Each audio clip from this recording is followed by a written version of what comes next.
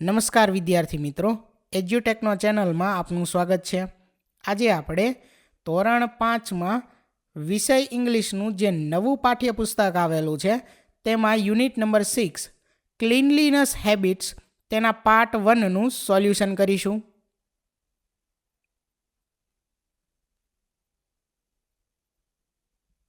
વિદ્યાર્થી મિત્રો, unit 6 cleanliness habits તેના પાર્ટ 1માં સૌથી પહેલાં છે લિસનિંગ. તો લિસનિંગની અંદર જે કંઈ પ્રવૃત્તિ આપેલી છે તે આપણે સમજીને તેનું સોલ્યુશન કરીશું. સૌથી પહેલાં છે રિસાઇટ એન્ડ એન્જોય, એટલે કે ગાન કરો અથવા તો પાઠ કરો અને તેનો આનંદ માણો. મધર અર્થ, એટલે કે પૃથ્વી માતા. Our earth is quite a special one. It gives us water, soil and sun. એટલે કે આપણી પૃથ્વી ખૂબ જ વિશિષ્ટ છે. તે આપણને પાણી, માટી અને સૂર્ય આપે છે. People and animal share the land. Let's all land a helping hand. એટલે કે માણસો અને પ્રાણીઓ જમીનને વહેંચે છે. ચાલો આપણે મદદનો હાથ લંબાવીએ. You can save water and plant a tree. Make a better home for free. એટલે કે તમે પાણી બચાવી અને વૃક્ષો વાવીને મફતમાં પોતાનું આ પૃથ્વીરૂપી ઘર જે છે તેને સારું બનાવી શકો છો. બરાબર. આગળ છે ત્યાર પછી રિસાયકલ થિંગ્સ, ડોન્ટ થ્રો અવે. મેક એવરી ડે એન અર્થ ડે. રિસાયકલ એટલે કે પુનઃ ઉપયોગમાં લેવું. તે વસ્તુને પુનઃ ઉપયોગમાં લ્યો, તેમને ફેંકો નહીં અને દરેક દિવસને પૃથ્વી દિવસ બનાવો. ત્યાર પછી આગળ જોઈએ કમ્પ્લીટ ધ વર્ડ્સ. એની અંદર અહીં આપણે શબ્દો પૂર્ણ કરવાના છે.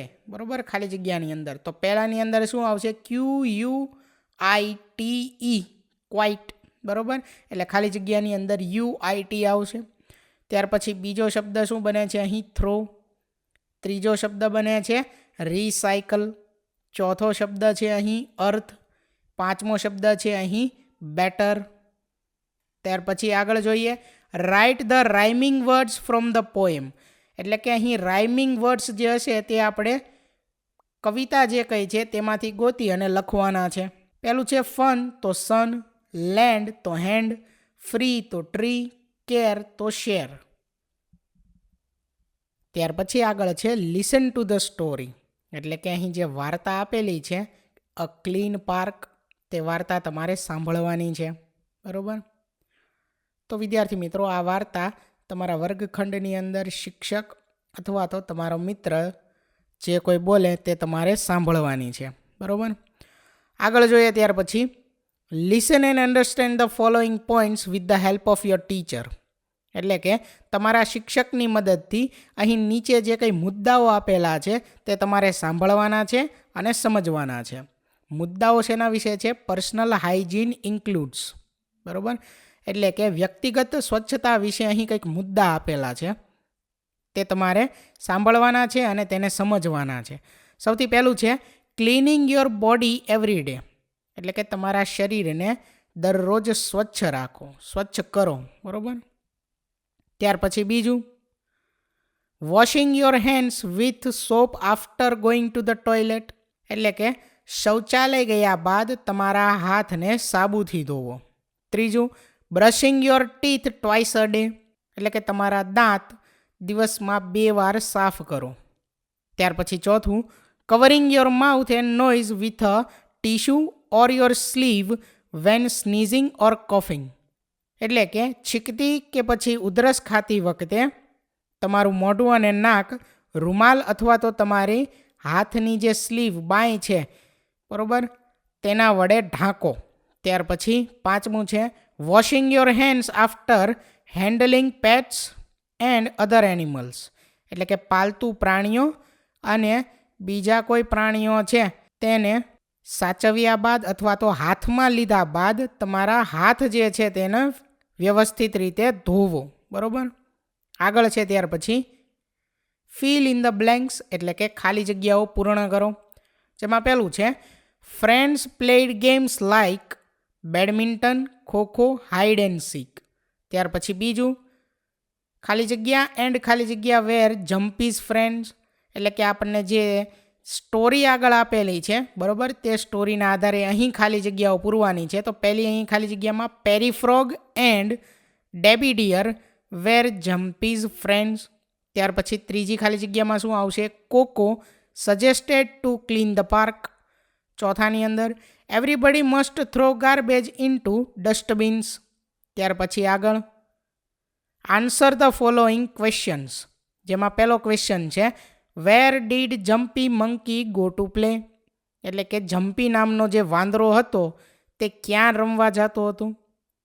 તેના આન્સરમાં આપણે લખી શકીએ કે jumpy monkey went to the park to play. કે જમ્પી નામનો વાંદરો પાર્કમાં રમવા માટે જતો હતો. ત્યાર પછી આગળ question number 2, what was everywhere in the park. તો એના આન્સરમાં આપણે લખી શકીએ there was litter like wrappers, banana peels and groundnut shells everywhere in the park. ત્યાર પછી આગળ question number 3, who came from another jungle to meet Jumpy. તો એનો આન્સર છે Coco crane came to meet Jumpy from another jungle. ત્યાર પછી question number 4, how did the friends clean the park. તો એનો આન્સર છે the friends form heaps of garbage and throw it into the dustbins. ત્યાર પછી આગળ question number 5, what sign board did Coco's friends make.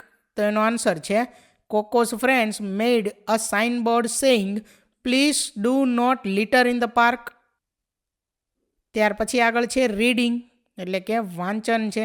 Read the following notice, એટલે કે અહીં જે નોટિસ આપેલી છે તે આપણે વાંચવાની છે. આર્મી પબ્લિક સ્કૂલ, ડેટ અહીં આપેલી છે 23 સપ્ટેમ્બર 2024. નોટિસ છે cleanliness campaign. This is to inform that our school is organizing a cleanliness drive in the school from 2nd October 2024. All the students are requested to keep their classes and school premises clean. Use of dustbin is compulsory in the school. No one will throw litter in open. The members of the cleanliness club will visit each class every school day and the cleanest class will be awarded at the end of every month. Secretary Cleanliness Club. તો આ રીતે તમારે notice જે છે તે વાંચવાની છે. ત્યાર પછી આગળ છે હવે read the sentences and write true or false. એટલે કે અહીં જે વાક્યો આપેલા છે તે તમારે વાંચવાના છે અને ત્યાર પછી જો તે વાક્ય સાચું હોય તો ટ્રુ અને ખોટું હોય તો ફોલ્સ લખવાનું છે. સૌથી પહેલું, the school notice is published in the month of June. એટલે કે જે કંઈ નોટિસ આપણે વાંચી છે સ્કૂલ નોટિસ તે જૂન મહિનામાં પબ્લિશ થઈ હતી. તો આ વિધાન ફોલ્સ છે, ખોટું છે, બરાબર. તો આવી જ રીતે ત્યાર પછી બીજું વિધાન છે everyone should throw garbage in dustbins only. તો એમાં ટ્રુ આવશે. ત્રીજું, every week an award of the cleanest class will be given. તો એનો આન્સર છે ફોલ્સ. ત્યાર પછી ચોથું, there are no dustbins in the school. તો એમાં પણ ફોલ્સ આવશે. ત્યાર પછી આગળ જોઈએ આન્સર ધ ક્વેશ્ચન્સ, એટલે કે પ્રશ્નોના જવાબ આપો. સૌથી પહેલો ક્વેશ્ચન છે what is the notice about. એટલે કે જે નોટિસ છે તે શેના વિશે છે? તો એનો આન્સર છે the notice is about a cleanliness campaign. એટલે કે જે નોટિસ છે તે સ્વચ્છતા અભિયાન વિશે છે. ત્યાર પછી આગળ question number 2, who has published the school notice. તો એનો આન્સરમાં આપણે લખી શકીએ કે the secretary of the cleanliness club has published the school notice. ત્યાર પછી આગળ question number 3, is it compulsory to use dustbin. તો એના આન્સરમાં આપણે લખી શકીએ yes it is compulsory to use ડસ્ટબિન્સ. Question number 4, what is the name of the award. તો એના આન્સરમાં આપણે લખી શકીએ the name of the award is the cleanest class. ત્યાર પછી આગળ સૂચના આપેલી છે look at the pictures and write the good habits for hygiene. એટલે કે અહીં જે ચિત્ર આપેલું છે તે આપણે જોવાનું છે અને ત્યાર પછી એક સારી સ્વચ્છતાની જે કંઈ હેબિટ છે, બરાબર, ટેવ છે તેના વિશે આપણે અહીં વાક્ય લખવાનું છે. તો પહેલું વાક્ય brush your teeth twice a day. ત્યાર પછી બીજું બાથ એવરી ડે. ત્રીજાની નીચે આપણે લખી શકીએ વોશ યોર હેન્ડ્સ. ત્યાર પછી clean house daily, wear clean clothes, use dustbin to throw waste. ત્યાર પછી એક્ઝામ્પલ્સ અહીં આપેલા છે કે we should brush our teeth twice a day. બીજું છે we should take bath every day. તો આ મુજબના આપણે અહીં વાક્ય લખવાના છે. તો we should wash our hands before and after every mill.